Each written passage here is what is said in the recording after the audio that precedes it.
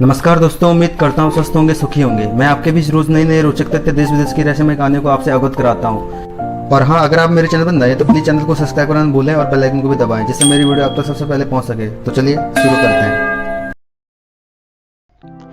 भारत देश और पुराण शुरू से एक दूसरे से संबंधित रहे हैं, फिर भी हम में से अधिकांश लोग वेद और पुराण में क्या अंतर है ये तक नहीं जानते होंगे। सबसे पहले हम बात करते हैं वेदों की कि आखिर वेद क्या होते हैं। वेद न केवल भारत अपितु संपूर्ण संसार के सबसे प्राचीन ग्रंथ माने जाते हैं। वेद सनातन धर्म के सबसे महत्वपूर्ण ग्रंथ हैं और संसार के सबसे पुराने दस्तावेज भी हैं। वेदों के उल्लेख को वैज्ञानिकों ने भी माना है। ऐसा कहा जाता है कि वेदों से ही विश्व के अन्य धर्मों की उत्पत्ति हुई और लोगों ने अपनी अपनी भाषा और ढंग में वेदों के ज्ञान को अपने जीवन में उतारा।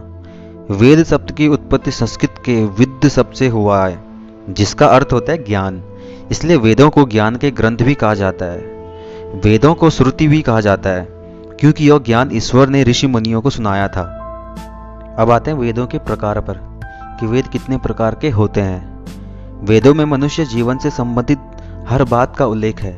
उदाहरण के लिए वेदों में जैसे आयुर्वेद, खगोल शास्त्र, भूगोल, ब्रह्मांड, ज्योतिष शास्त्र, रसायन, गणित, धार्मिक नियम, भौतिक विज्ञान, प्रकृति, इतिहास, विधि विधान आदि सभी विषयों पर संपूर्ण जानकारी है। ऐसा कहा गया है कि अग्नि, वायु और सूर्य ने तपस्या करके ऋग्वेद, यजुर्वेद और सामवेद का ज्ञान प्राप्त किया। इसलिए इन वेदों में अग्नि, वायु और सूर्य से जोड़ा जाता है। आप सोच रहे होंगे कि अथर्ववेद कहाँ गया, तो अथर्ववेद को अंगिरा से जोड़ा जाता है। आपको ये जानकर हैरानी होगी कि वेदों की 28,000 पांडुलिपियां पुणे के शोध संस्थान में रखी हुई हैं, जिनमें ऋग्वेद की 30 पांडुलिपियों को यूनेस्को ने भी विरासत की उपाधि देकर इस सूची में सम्मिलित किया है। अब थोड़ा जल्दी ये जान लेते हैं कि प्रत्येक वेद में और क्या और किसके बारे में लिखा गया है। सबसे पहले आता है ऋग्वेद। ऋग्वेद सबसे पहला और सबसे प्राचीन वेद है, जिसमें 10 अध्याय, 128 सूक्त और 11,000 मंत्र हैं।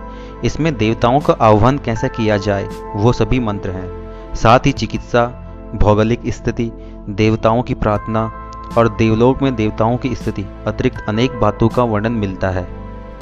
अब आते हैं दूसरे वेद पर, यजुर्वेद। यजुर्वेद की 2 शाखाएं हैं, जिनके नाम शुक्ल और कृष्ण हैं। इस वेद में यज्ञ की वास्तविक प्रक्रिया के मंत्र उल्लेख हैं। तीसरा वेद, सामवेद।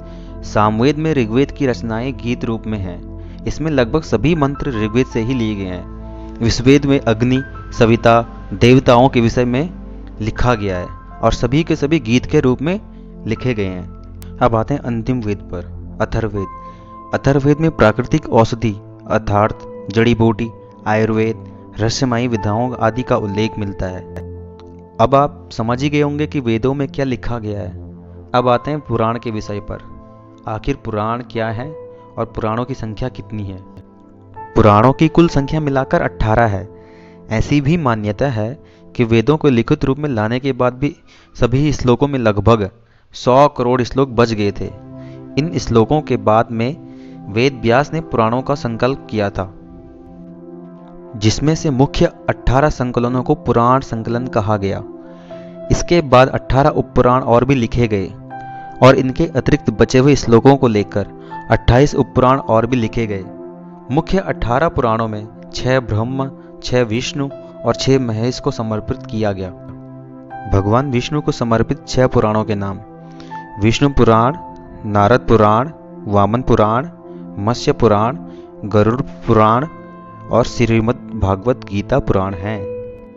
अब आते हैं ब्रह्मा जी को समर्पित 6 पुराणों के नाम। सबसे पहला ब्रह्म पुराण, भविष्य पुराण, अग्नि पुराण, ब्रह्मवैवर्त पुराण, ब्रह्मांड पुराण और पद्म पुराण हैं। अब आते हैं महेश यानी भगवान शिव को समर्पित पुराणों के नाम। शिव पुराण, लिंग पुराण, कर्म पुराण, मार्कंडेय पुराण, स्कंद पुराण और वाराह पुराण हैं। अब आते हैं अपने टाइटल पर कि वेदों और पुराणों में क्या अंतर है।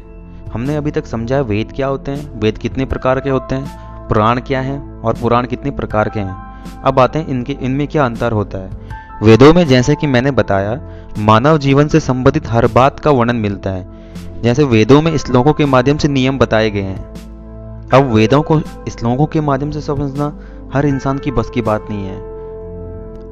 तो इसलिए आसान भाषा में समझने के लिए पुराण लिखे गए, जिनमें श्लोकों का अर्थ कहानियों के रूप में समझाया गया, ताकि हम ज़्यादा बेहतर ढंग से समझ सकें। शायद अब समझ ही गए होंगे कि पुराण और वेद में क्या अंतर है। प्लीज़ दोस्तों, मेरे चैनल को ज़रूर सब्सक्राइब करें और लाइक करें। जय हिंद, जय भारत।